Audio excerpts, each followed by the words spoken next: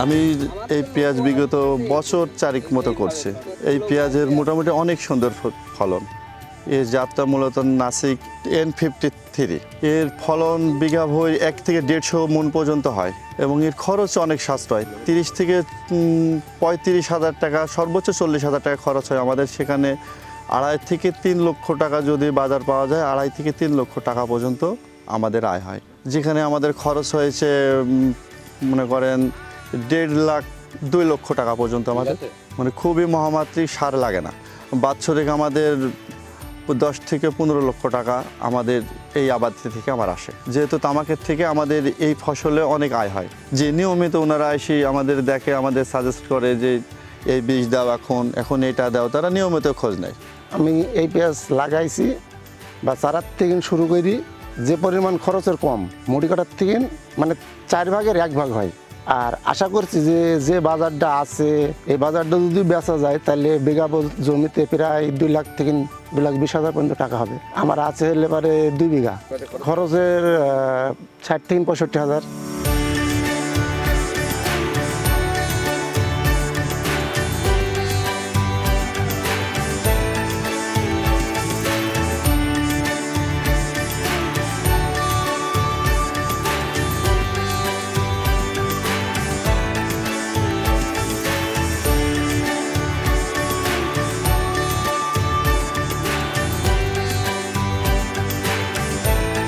কৃষক উৎপাদন মৌসুমে বিক্রি করতে বাধ্য হয় না, সে সংরক্ষণ করে বিক্রি করতে পারে।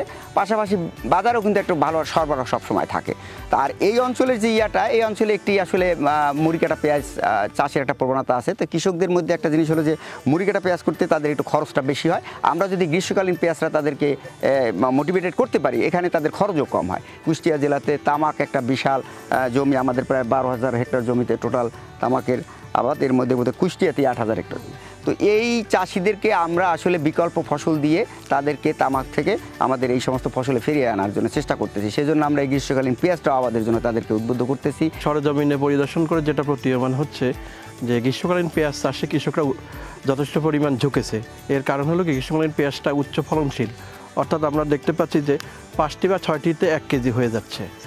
এবং এটা চাষ খরচ তুলনামূলকভাবে মুড়ি চাষের তুলনায় খরচ কম এবং লাভ বেশি। আরেকটি বিষয় হলো, এটা এমন এক সময় হারভেস্টিং হয় যখন বাজারে পেঁয়াজের মূল্য অধিক থাকে। আর গ্রীষ্মকালীন পেঁয়াজ চাষে সরকারের পক্ষ থেকে বিভিন্ন প্রশিক্ষণ দেওয়া হচ্ছে।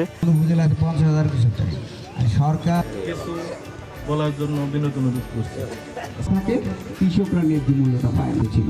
এই উদ্দেশ্যকে সামনে রেখে আমরা বিভিন্ন মাঠে বাজারে দিতে পারি, তাইলে দেখা যায়। এখন দেখেন এই যে এখন যে পেঁয়াজের দাম আজকে শুনলাম 50,000 আছে, আপনারা কিনেন না, আমরা কিনে খাই।